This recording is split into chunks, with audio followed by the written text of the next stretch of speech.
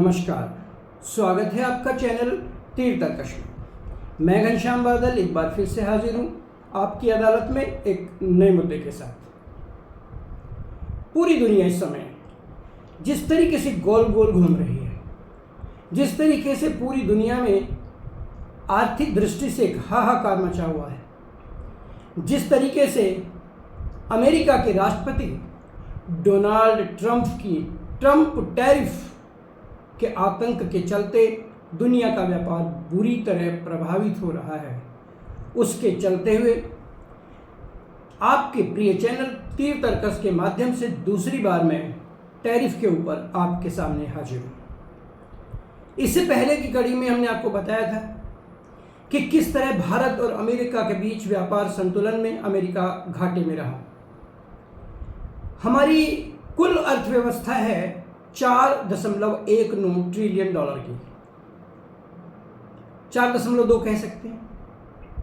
इसमें से हम लगभग 128.3 बिलियन डॉलर का व्यापार हम करते हैं अमेरिका के साथ। यदि इसको आयात और निर्यात की दृष्टि से अलग अलग करके देखा जाए तो भी हम कह सकते हैं कि भारत अमेरिका से लगभग 41 अरब डॉलर यानी लगभग 41 बिलियन डॉलर का सामान मंगाता है और बदले में उसको 86.5 यानी 86.5 अरब डॉलर का सामान उसको बेचता है। इस दृष्टि से देखें तो अमेरिका भारत के मुकाबले लगभग 43 अरब डॉलर का व्यापार कम करता है भारत के साथ, और वहाँ के राष्ट्रपति के अनुसार यही मुख्य वजह है टैरिफ की दर बढ़ाने की भारत के ऊपर। उनका कहना है कि भारत एक अच्छा दोस्त है लेकिन एक अच्छा व्यापारिक साझेदार नहीं है। वो हमें चीज़ें बेचता तो है लेकिन हमारी चीज़ों के लिए अपनी मार्केट को खोलकर नहीं रखता। बहुत सारे प्रतिबंध हम पर लागू किए जाते हैं। यहाँ तक ट्रंप की बात सही है। यदि हम भारत की बात करें और भारत और अमेरिका की टैरिफ दरों की तुलनात्मक दृष्टि से विवेचना करें तो भी यहाँ पर कुछ बातें बहुत खुलकर सामने आती हैं। जहाँ तक अमेरिका की बात है, 2024 तक भारत के ऊपर यानी भारत से जो चीज़ें अमेरिका आयात करता था उनके ऊपर जब टैरिफ की दर, यहाँ मैं बता दूँ टैरिफ वो कर होता है जो एक सरकार दूसरे देश से चीज़ों के आयात करने पर इंपोर्ट ड्यूटी के रूप में, आयात शुल्क के रूप में वसूल करती है। और इसके पीछे उसकी धारणा होती है खास तौर पर अपने घरेलू उद्योगों को, अपनी घरेलू कंपनियों को सुरक्षा देना, जिससे कि विदेशी कंपनियां आकर उस देश में प्रभुत्व स्थापित ना कर लें और वहाँ के आंतरिक उद्योग, वहाँ के अपने उद्योग मरने से बच जाएं। इसके लिए सरकारें या तो घरेलू उद्योगों को सब्सिडी देती हैं या फिर जो बाहर से वस्तुएं आयात की जाती हैं उन वस्तुओं के ऊपर टैरिफ लगा देती हैं। इसका फर्क ये पड़ता है कि विदेशों में बनने वाली चीज़ें आपके देश में आकर थोड़ी महंगी हो जाती हैं और सरकार को उससे कुछ आय भी होती है, जिसका फर्क जीडीपी यानी ग्रॉस डोमेस्टिक प्रोडक्ट, जिसे हम हिंदी में सकल घरेलू उत्पाद कहते हैं, उस पर भी पड़ता है। तो ये जो मैं बात कर रहा था आपकी 4.19 ट्रिलियन डॉलर की, ये हमारी जीडीपी है, ये हमारा सकल घरेलू उत्पाद है। यदि हम भारत की दृष्टि से देखें 2024 तक अमेरिका की जो टैरिफ दर थी भारतीय वस्तुओं पर, हालांकि कुछ क्षेत्रों में ये ज़्यादा थी, पहले से ही ज़्यादा थी। कुछ क्षेत्र ऐसे थे जिसमें पहले से ही लगभग 25% की दर से टैरिफ लगाता था अमेरिका भारतीय वस्तुओं पर, इंडियन प्रोडक्ट्स पर। लेकिन जब हम एक औसत निकालते हैं तो आश्चर्यजनक रूप से ये पता चलता है कि अमेरिका की टैरिफ दर भारत से जो इंपोर्ट करने वाली वस्तुएं हैं, यानी कि भारत जो वस्तुएं अमेरिका को भेजता है, निर्यात करता है, उनका औसत था 2.7% से लेकर लगभग 3.8%। यानी हम कह सकते हैं कि 2% से 4% के बीच अमेरिका भारतीय वस्तुओं पर टैरिफ लगाता था। लेकिन अचानक कुछ परिस्थितियां बदली। ट्रंप महाशय दूसरी बार राष्ट्रपति बने उन्होंने जो बाइडेन को परास्त करके दूसरी बार अमेरिकी राष्ट्रपति होने का सुख पाया। जब ट्रंप दूसरी बार राष्ट्रपति बने तो हम खुश थे, क्योंकि इससे पहली जो उनकी टर्म थी राष्ट्रपति की, जो उनका प्रेसिडेंशियल टेन्योर था, उसमें ट्रंप भारत के प्रति काफ़ी सकारात्मक रहे थे और भारत के प्रधानमंत्री नरेंद्र मोदी के साथ उनकी अच्छी खासी मित्रता थी, जिसको कि अंतर्राष्ट्रीय क्षेत्र में बड़े सम्मान की दृष्टि से देखा जाता था। यही वजह थी कि मोदी ने ट्रंप को भारत बुलाकर अहमदाबाद में नमस्ते ट्रंप का बड़ा भव्य आयोजन किया। तो उधर ट्रंप ने भी मोदी जी को अमेरिका बुलाकर उनके सम्मान में हाउडी मोदी का आयोजन किया। यानी ये थी दोस्ती के रिश्ते, दोनों बगलगीर होते थे, एक दूसरे को एम्ब्रेस करते थे, एक दूसरे का आलिंगन करते थे, बहुत अच्छे संबंध थे। और इसका फर्क अमेरिकी और भारत के संबंधों पर भी पड़ा, व्यापार पर भी पड़ा। ये दिन दूनी रात चौगुनी गति के साथ बढ़ा। लेकिन इस बार ट्रंप आते ही बदले बदले मेरे सरकार की तर्ज पर बिल्कुल बदले हुए नजर आए और भारत पर उनकी निगाहें टेढ़ी होती चली गई। हालांकि उनका अपना कहना है कि ऐसा कुछ भी नहीं है। दरअसल वो भारत के साथ जो अमेरिकी व्यापार घाटा है उसको संतुलन की स्थिति में लाना चाहते हैं। वो चाहते हैं कि जितना आयात हम भारत से करते हैं, यानी अमेरिका जितना आयात करता है, दूसरी दृष्टि से कहें भारत जितना निर्यात अमेरिका को करता है, लगभग उतना ही भारत को भी अमेरिका से मंगाना चाहिए, तब जाकर के व्यापार संतुलन पैदा होगा।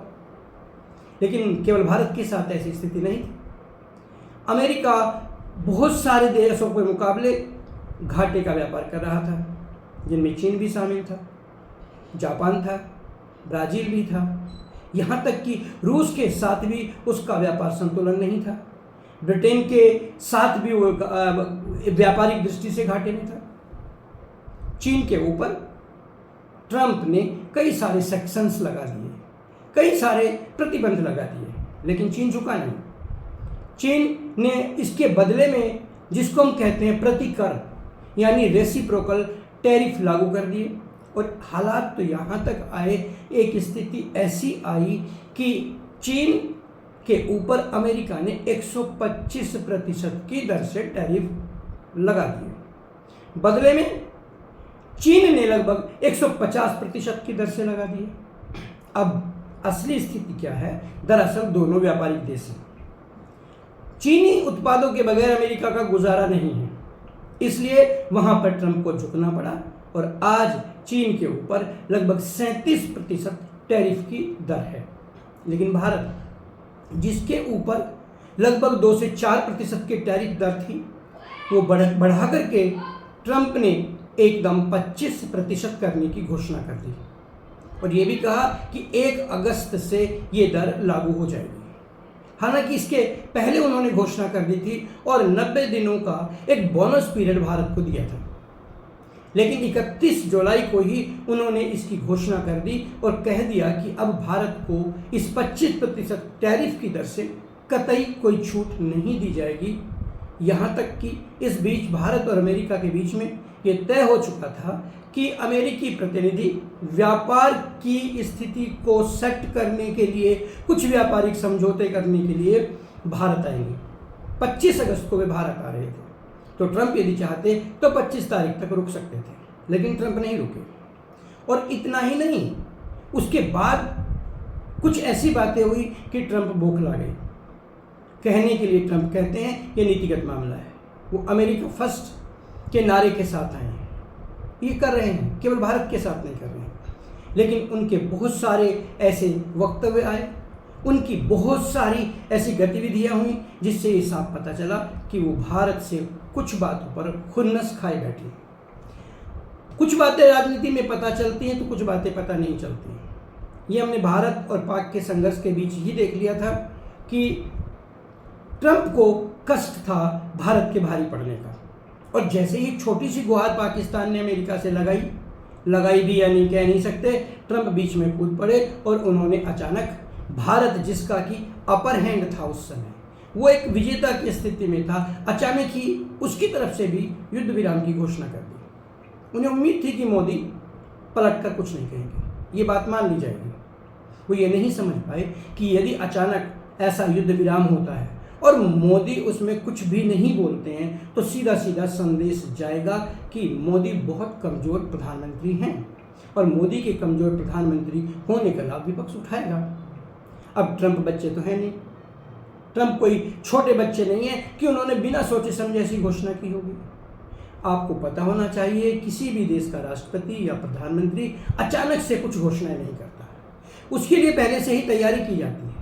उसका एक स्टाफ होता है, मंत्रिमंडल होता है, मंत्री होते हैं, सलाहकार होते हैं और सब विशेषज्ञ होते हैं। हर परिस्थिति के ऊपर वहाँ पर विचार मंथन होता है, उसके प्रोज एंड कॉन्स, उसकी लाभ और हानि दोनों देखे जाते हैं। जरूर देखे गए होंगे अमेरिका में भी, और उसके बावजूद भी ट्रंप बार बार कहते रहे। अब तक 30 बार से ज़्यादा इस बात को वो दोहरा चुके हैं। यानी मुझे ऐसा लग रहा है कि ट्रंप मोदी की स्थिति भारत में कमज़ोर करना चाहते हैं। यानी कह सकते हैं दुश्मन ना करे दोस्त ने वो काम किया है। यहाँ पर मोदी के दोस्त ट्रंप उनके दुश्मन बन करके सामने आते हुए दिखाई देते हैं। लेकिन मोदी गुजराती हैं, उनका खुद का कहना है कि मेरा दिमाग ठंडा मगर खून गर्म है। तो गर्म खून का उन्होंने नमूना दिया पाकिस्तान के साथ, चाहे पहलगाम का प्रकरण रहा हो या उससे पहले की पुलवामा की घटनाएं रही हों, उड़ी की घटनाएं रही हों। यहाँ पर हम कह सकते हैं कि मोदी का खून गर्म था और ठंडे दिमाग का परिचय उन्होंने दिया। लंबे समय तक बावजूद विपक्ष के पूरे उकसावे के बावजूद राहुल गांधी, कांग्रेस, विपक्ष, अखिलेश यादव और दूसरे नेताओं ने बार बार कोशिश की कि मोदी एक तड़कता भड़कता बयान दें ट्रंप के खिलाफ, लेकिन मोदी जी ने ऐसा कोई बयान नहीं दिया। हालांकि विपक्ष ने इसको राजनीतिक रूप से फायदे का सौदा बनाने की पूरी कोशिश की है, लेकिन मोदी जी शांत दिमाग के साथ सोच रहे थे। इस बीच जब टैरिफ से उनको लगा कि टैरिफ से उनको नुकसान है, भारत को नुकसान है, तो फिर बजाय जबान से जवाब देने के बजाय मुंह से पलटकर वार करने के उन्होंने कूटनीतिक वार करने शुरू कर दिए और उन्होंने प्रोग्राम बना लिया वे चीन भी जाएंगे। उसी चीन में जिस चीन के प्रति भारतीयों में और भारत में एक कटुता है, चीन के कारनामों की वजह से एक कटुता है, वहाँ भी अब वो एक सम्मेलन में जाएंगे पुतिन के साथ, और साथ ही साथ चीन के राष्ट्रपति के साथ भी उन्होंने टेलीफोनिक वार्ताएं की और यहाँ पर एक नया त्रिगुट उभर कर सामने आता दिखाई दिया, चीन, भारत और रूस का। इसको हम RIC भी कह सकते हैं, रशिया, इंडिया और चाइना। चूंकि ब्राजील के ऊपर भी भारत की तरह ही 50% का टैक्स लगाया गया है, इन दो देशों को छोड़ दें तो केवल सीरिया ऐसा देश है जिसके ऊपर ट्रंप ने 41% का टैक्स लगाया है, टैरिफ लगाया है। पाकिस्तान के ऊपर ये दर केवल 19% या 18% की है। बांग्लादेश के टैरिफ को 37% से घटाकर 10% पर ले आए हैं। वियतनाम के टैक्स को वो केवल 10% की दर पर ले आए हैं। ब्रिटेन उनका पहले से ही मोस्ट फेवर्ड नेशन के दर्जे का राष्ट्र है, उनके साथ उनका बड़ा व्यापार होता है, वे पहले से ही 10% के दर में थे। Indonesia, Vietnam, Cambodia, Bangladesh, China, Sri Lanka, ये कुछ ऐसे देश हैं जिनका सीधे सीधे अमेरिका की धरती पर व्यापार में भारत के साथ मुकाबला होता है। यानी अब हम कह सकते हैं कि भारत और भारत के साथ ब्राज़ील अब वहाँ पर सबसे महंगी वस्तुएं निर्यात करने वाले देश बन जाएंगे। सीधा सा फर्क पड़ेगा, अमेरिकी लोग इनके उत्पादों की बजाय China, Britain, France, Indonesia, Vietnam, Cambodia और बांग्लादेश जैसे देशों की चीज़ों को खरीदना पसंद करेंगे। यानी हम कह सकते हैं कि ट्रंप ने अपने दोस्त के देश की जड़ें अपने देश के व्यापार के मैदान से, व्यापार के खेत से पूरी तरह काट देने की एक महायोजना, एक मेगा प्लान तैयार कर लिया है। इससे आगे भी हम 2-3 कड़ियों में इसी विषय के ऊपर बातचीत करेंगे। आज लेते हैं एक विराम। आज बस इतना ही। होती है मुलाकात एक नए मुद्दे के साथ।